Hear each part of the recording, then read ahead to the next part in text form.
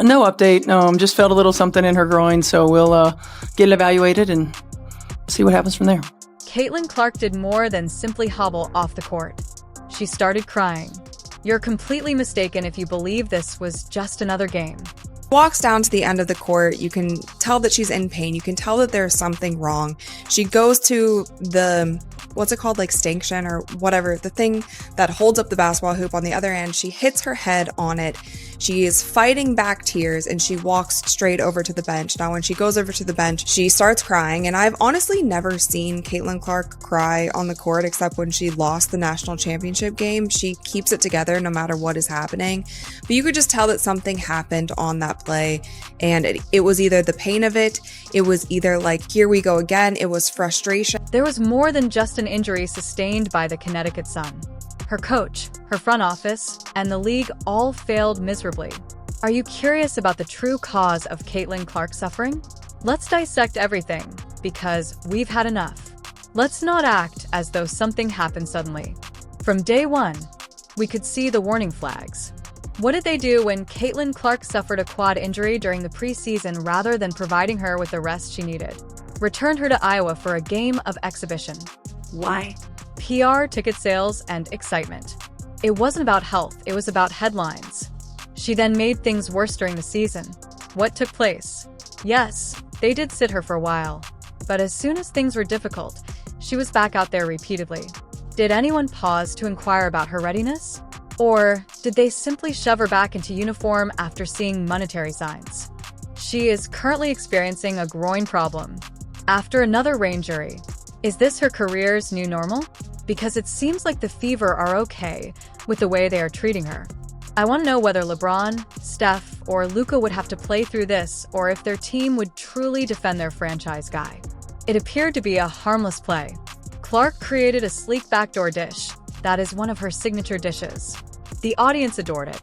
Classic Caitlin, but she didn't immediately return. She took one step, two, froze, grasped her groin, and then leaned over.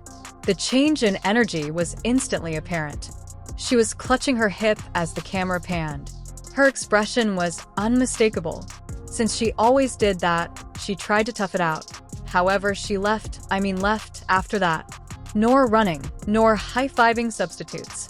Head buried, he limped straight to the stanchion. Just pure agony, without any drama or flipping. I'm not sure about you, but I've never witnessed Caitlin Clark sobbing like that. She has been pushed to the ground, had her body checked, and had her face bowed, but she has never displayed such emotion. What does that indicate, then? Do you know what's absurd? This league has absolutely thrown everything at her. Kennedy Carter gave her a shoulder check. She tried to get flattened by Marina Maberry. Every game, she has taken hits. She appears to be being jumped in a parking lot. And no tears yet. She gets up, removes the contact, and continues. Not tonight, though. It was different tonight. There was more than just anguish when Caitlin buried her face in the towel. It was weariness. Mental, physical, and emotional. It was visible to you. At last, her breaking point was reached. Furthermore, it wasn't a hit. It resulted from her body abandoning her. In that front office, that should frighten everyone, because it indicates that they have been pushed too far when someone that tough ultimately lets go. For what purpose? To avoid the July heat?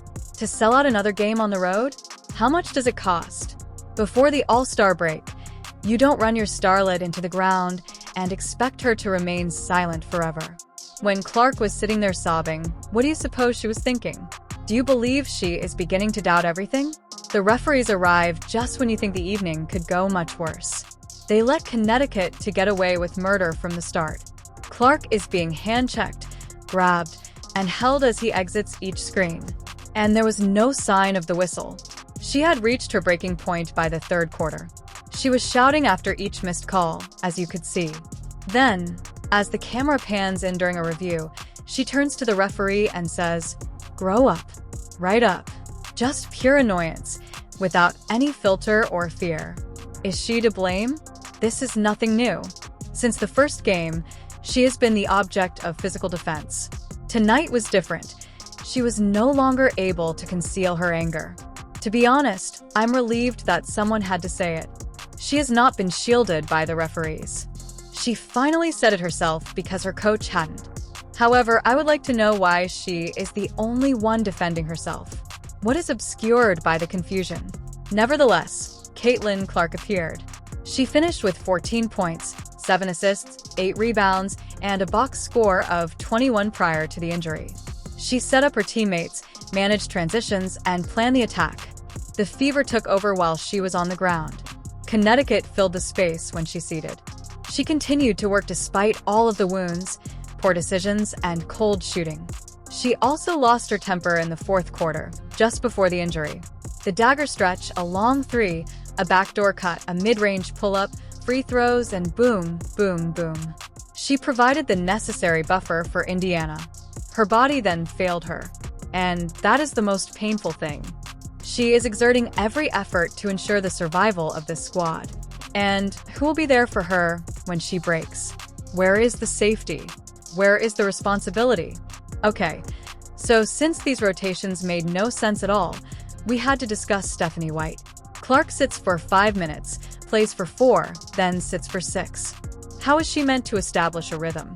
With a soft tissue damage, how is her body expected to maintain its flexibility? Have you ever tried to jump back in the cold after playing ball with painful quadriceps or tight hips?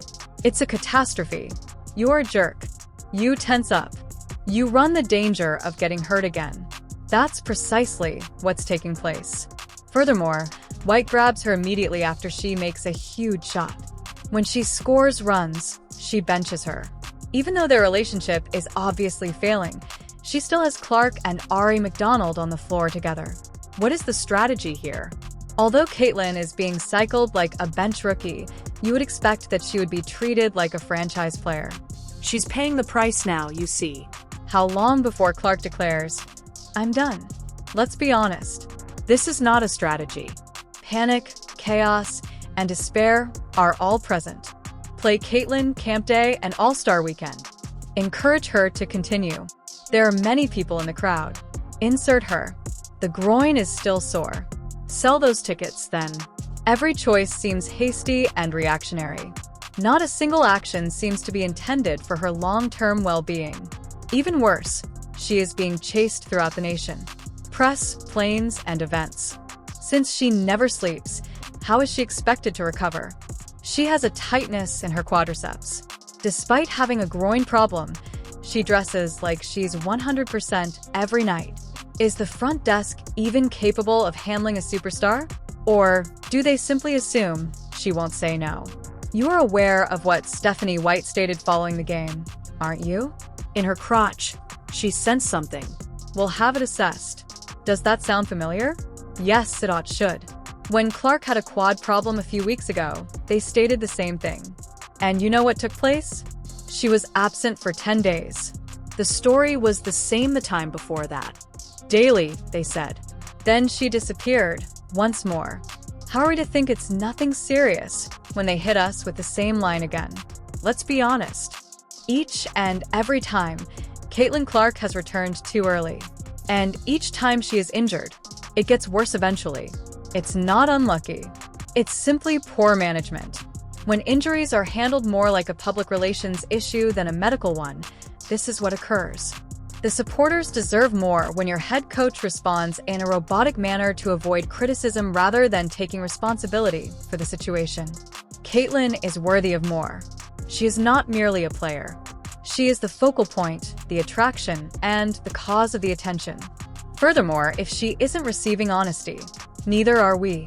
Why is it so difficult for them to simply speak the truth? Is their goal to cover up their own errors or to actually safeguard her? Because they don't seem to be exercising caution at the moment.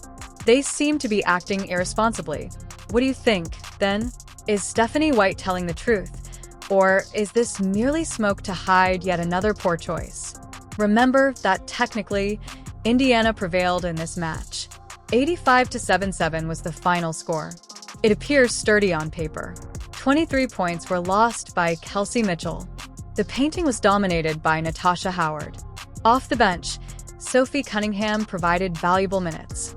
Everything appears to be in order when you check the box score, right? Here's the problem, though. At this point, none of that really matters. Not at all. People will only remember Caitlin Clark limping off the court in agony with tears streaming down her face as a result of this game. Fans will remember that picture for a lot longer than the final score. To be honest, it ought to.